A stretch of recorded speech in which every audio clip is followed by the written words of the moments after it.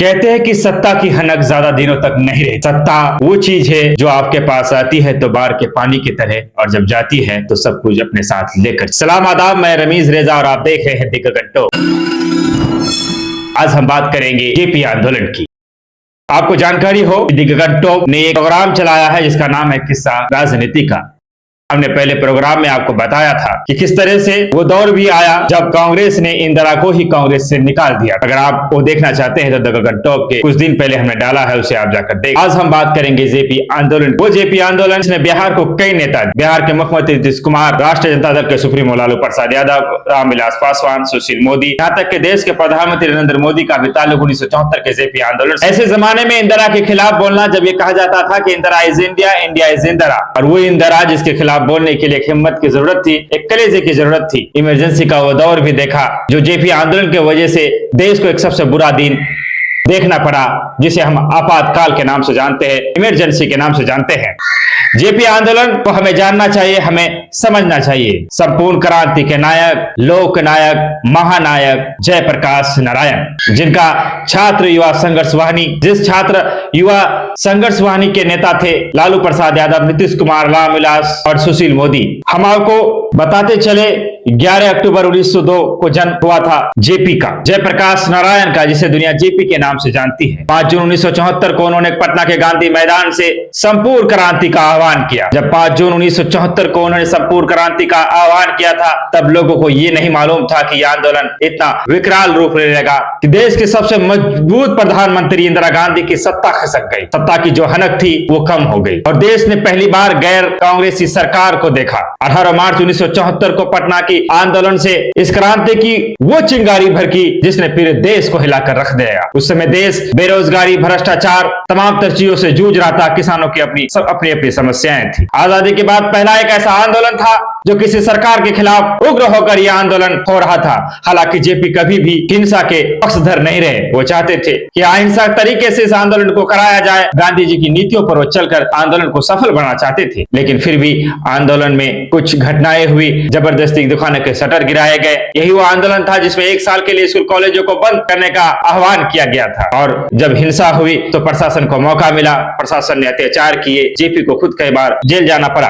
बिहार का एक जिला है सारण, जिसमें गांव है सतावादियारा, वहीं पर जेपी का जन्म हुआ था। उन्होंने प्रारंभिक जो पढ़ाई लिखाई है वो अपने गांव से ही की। उसके बाद फिर वो अमेरिका गए, वहां से उन्होंने जो हाई एजुकेशन है उसे लेने का काम किया। 1920 में प्रभावती से उनकी शादी हुई। 1948 में जेपी ने मनोहर लोहिया से मिलकर समाजवादी दल का अगुवाई किया। उसके बाद कई ऐसे आंदोलन रहे जिसका जेपी हिस्सा बने। 1857 में उन्होंने राजनीति छोड़ने का मन बनाया और उन्होंने ऐलान किया कि हम राजनीति से संन्यास ले रहे हैं। हम आपको ये भी बताना जरूरी समझते हैं कि जेपी ने कभी किसी राजनीतिक इसमें हिस्सा नहीं लिया। एक समय ऐसा भी आया जब उन्हें राष्ट्रपति बनाने की जो बात चल रही कि जेपी को राष्ट्रपति बनाया जाएगा, तो वो नाराज हो गए। जी हाँ, 1857 को जेपी ने राजनीति को संन्यास ले लिया था। 1974 में उसे वापस आना पड़ा, चूंकि उन्होंने किसानों की हालात को देखा। उन्होंने भारत में रह रहे तमाम तर समस्याओं से अवगत हुआ, छात्रों की समस्याओं से अवगत हुए। उन्हें लगा कि एक आंदोलन की जरूरत है और उन्होंने बिगुल फेंका। हम बात कर रहे थे, एक समय ऐसा भी आया जब इन्हें राष्ट्रपति बनाने की बात आई तो वो नाराज हो गए। उन्होंने बयान दिया कि ना जाने अब क्यों हमारे दोस्त भी मुझे अपमानित करने पर तुले हुए हैं। कभी मुझे राष्ट्रपति का उम्मीदवार बना दिया जाता है तो कभी मुझे विपक्षी दल का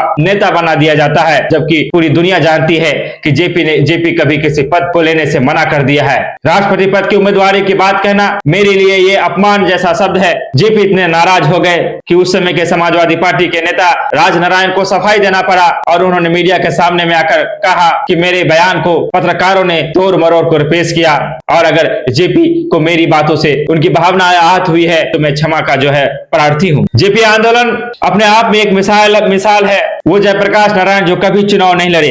1973 में प्रभावती जो जेपी की धर्मपत्नी थी, कैंसर से पीड़ित थे, उनकी मौत हो जाती है। राजनीतिक जानकार कहते हैं कि शायद अगर प्रभावती जिंदा होती तो जेपी यह आंदोलन खड़ा नहीं कर पाते इंदिरा के खिलाफ। जेपी इंदिरा के कारनामों से दुखी थे।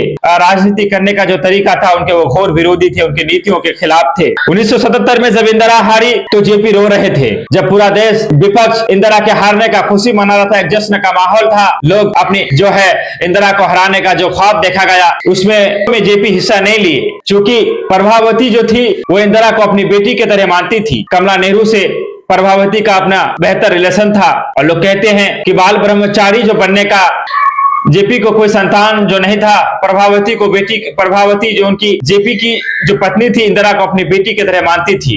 यही कारण था कि जिस जेपी ने इतना बड़ा आंदोलन खड़ा किया, कई बार इंदिरा और जेपी के रिश्ते में टकराव हुए, वो जेल गए। और जो जेपी ये चाहते थे कि इंदिरा की सत्ता से उखाड़ फेंकना है, जब सत्ता से उखाड़ फेंका गया तो लोग कहते हैं कि वो उस जश्न में शामिल नहीं हुए, वो इंदिरा से मिलने गए। और जिस दिन इंदिरा हारी उस दिन भी जो है जेपी ने रोने का काम किया। जेपी आंदोलन हमें ये सीख देता है, ये हमें नसीहत देता है कि सत्ता की हनक बहुत दिनों तक नहीं रहती है। सत्ता में रहने वाले कितने ही मजबूत हो जाए, कितने ही ताकतवर हो जाए, उन्हें एक दिन बेदखल होना पड़ता है। इसलिए तो रामधारी सिंह दिनकर ने कविता लिखा है कि सिंहासन खाली करो जनता आती है।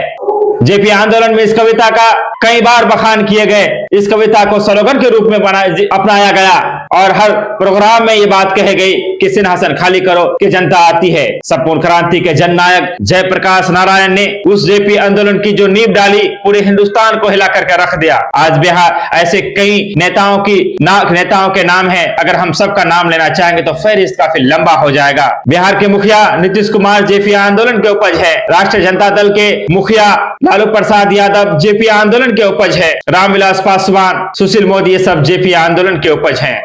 आपके देश के प्रधानमंत्री नरेंद्र मोदी भी उस समय जेपी आंदोलन का जो है हिस्सा थे, छात्र वाहिनी के, वो भी वो करते। चूंकि जेपी आंदोलन गुजरात में भी था, गुजरात सरकार को बर्खास्त होना पड़ा था, राष्ट्रपति शासन लगाया गया था। अगर जेपी आंदोलन की हम पूरी घटनाक्रम को आपको बताना चाहे तो इसके लिए काफी लंबा समय चाहिए। राजनीतिक कई ऐसे किस्से हैं जिसे आज के युवाओं को जानने की जरूरत है। हम धीरे धीरे किस्सा राजनीतिक में नई नई चीजों को लाते रहेंगे जिस पर बात होना चाहिए। आज की पीढ़ी को जानना जरूरी हो जाता है। जेपी आंदोलन के बारे में कहा जाता है कि एक ऐसा दौर जब लोग कहते थे कि Indira is India, India is Indira. उस समय इंदिरा के खिलाफ बोलना हर किसी के बस की बात नहीं थी, लेकिन उस समय भी जयप्रकाश नारायण मुखर होकर बोलते थे। उस समय की सरकार को ललकारने का काम अगर किसी ने किया तो जेपी ने किया। और आज नीतीश कुमार हो या लालू प्रसाद हो, सब कोई बड़े शौक से कहते हैं कि हम जेपी के शिष्य हैं, जेपी के नाम को अपने नाम से जोड़ने में सब खुशी महसूस करते हैं। वो जेपी जिन्होंने कई बड़े आंदोलन में हिस्सा तो लिए, देश की आजादी में भी उनका योगदान रहा, देश की मसलों पर वो बात किए, किसानों की मसालों पर बात किए। चाहते तो चुनाव लड़ सकते थे, राष्ट्रपति का ऑफर आया था, मंत्री बन सकते थे, पद ले सकते थे,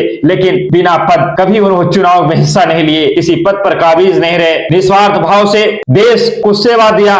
बिहार के उस लाल को हमें याद करना होगा। हम ऐसे सुपुत्र को कैसे भुला सकते हैं। यकीनन आपको जब समय मिले तो जेपी आंदोलन को आप पढ़ा कीजिए। कहा जाता है कि 18 मार्च 1974 को जयप्रकाश नारायण की अगुवाई में पटना के छात्र आंदोलन 1 साल तक चला। आंदोलन इतना दमदार रहा कि सरकार हिल गई और इसी आंदोलन के डर से इमरजेंसी लगाना पड़ा, आपातकाल लगाना पड़ा। वो आपातकाल जिसमें जेपी समेत 600 से अधिक नेताओं को जेल के सलाखों में डाल दिया गया। बहुत सारी चीजें हुई, हरकतें हुई, तमाम चीजों पर बात करना चाहेंगे। देश ने वो दिन भी देखा है जब जबरन नसबंदी का प्रोग्राम चलाया गया। बहुत सारी ऐसी घटनाएं हैं। आजादी के बाद की घटनाओं को हम याद करेंगे और राजनीति के इस किस्से को, किस्सा राजनीति का इस एपिसोड को हम सुनाते रहेंगे। हम आपसे गुजारिश करेंगे कि इसको लेकर आपकी जो अपनी राय है उसे कमेंट करें। आप फेसबुक में है तो फेस को फॉलो करें, यूट्यूब में है तो सब्सक्राइब करें। दी गगन टॉप नई नई चीज, नई नई बातें आपके लिए लाता रहेगा। जनहित के मुद्दों पर हम कल भी बात करते थे, आज भी करेंगे, जब तक सांसें सलामत रहेगी करते रहेंगे। आपने सुना, इसके लिए आपका धन्यवाद, शुक्रिया, आदाब।